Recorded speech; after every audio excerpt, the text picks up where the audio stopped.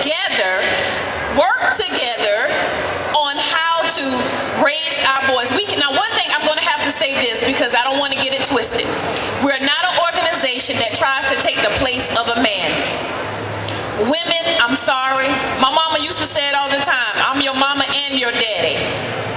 And I had a brother. It wasn't but a few years ago that my brother said, I needed a man in my life. Boys need men. Women, I'm sorry, you're not his father.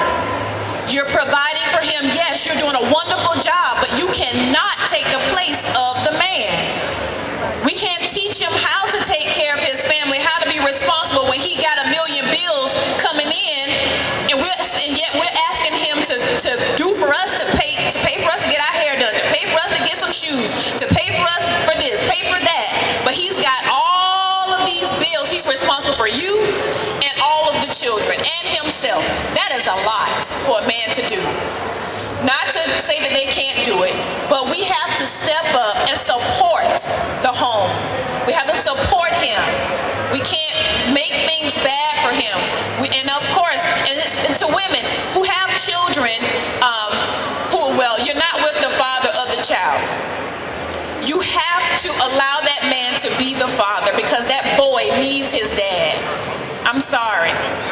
He needs it, and I hear it all the time. We partner with Columbia Police Department Operation Risk Program, and what we hear when dealing with these young men, you can say, Felder, you can attest to this. They say, well, my dad don't care about me. They have a mom. They may even have a stepdad, but stepdad still can't place the father of their biological father.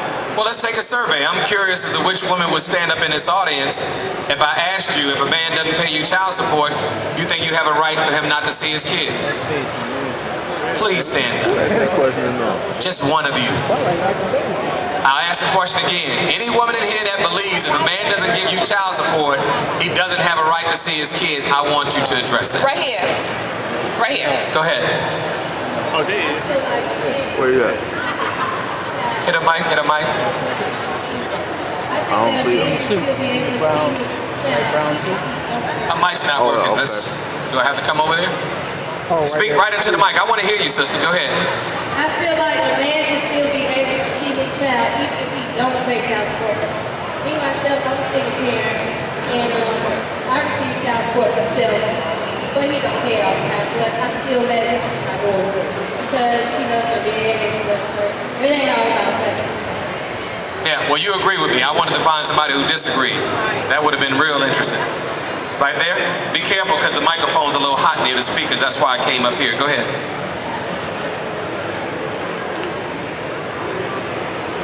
My name is Tamika Allen, and what I wanted to say is it's not about the money.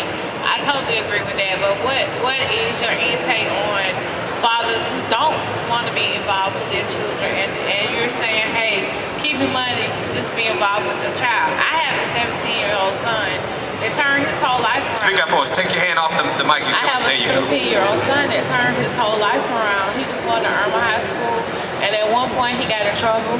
He went back to school. He got his life together. He graduated. He's now 17 years old and in college, in his second year of college. And you have a father that just had a bunch of children and just doesn't want to be involved. What do you do with that as a mother? That's the whole point of why these organizations exist. We're here to fill in the gaps. I mentor most of the boys in my class. I didn't find out until yesterday, half of them have their fathers at home. But guess what? They still have the same need for mentors as the kids who don't, because the fathers sometimes are not effective. Just because they're in the household doesn't make them effective. You got some dads just come home, sit down, they don't talk to the kids, they don't engage the kids. So it's not just about a man being it. And then what you have to emphasize to your son, and you guys can address this if you want, now he's got to understand not to be that man. There's got to be a constant reinforcement. Hey son, don't be this guy. You got to start these kids mentoring in high school to start mentoring middle school kids. They got to learn that at a young age. Oh, we can't keep going. We got more questions. Go ahead, guys. Anybody back here? Go ahead. Question up there. Hey, Kevin Raspberry, do you want to speak on this? Of course. From our perspective at Garden City Prep, I'm often asked, why did we look to tried to have a school where it was only single gender. And to me, that was one of the most ludicrous questions ever, because almost all of the data and all of the mentees that we have, but it is us being involved. And what we did was we want to partner with these districts that's out here, but we wanted to take that further, and our foundation of the school is mentorship. We mentor every single day outside of school. We go to the houses and make sure they're okay. I make sure all of these boys eat. I make sure that they're dressed properly. I happen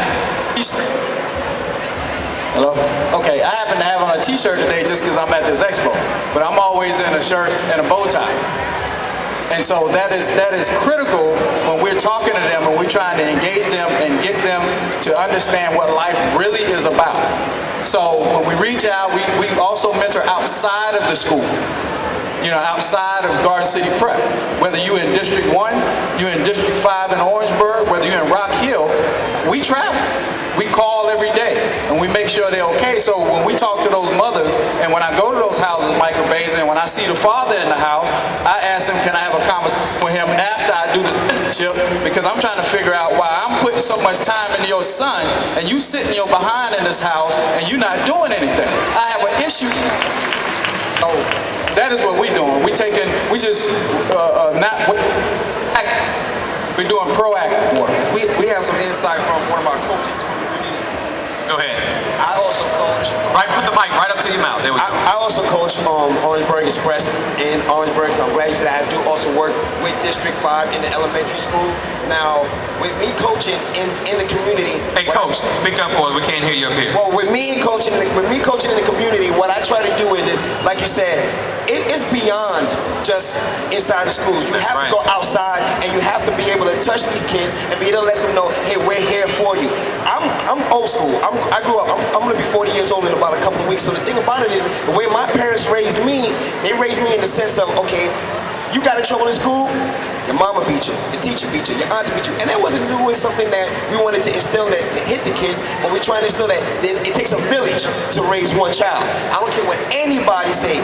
And I raise girls. I have 6 beautiful young ladies. And to be able to raise 6 beautiful ladies in a male-dominated system, to let them know, hey, you don't need a man to do what you need to be done.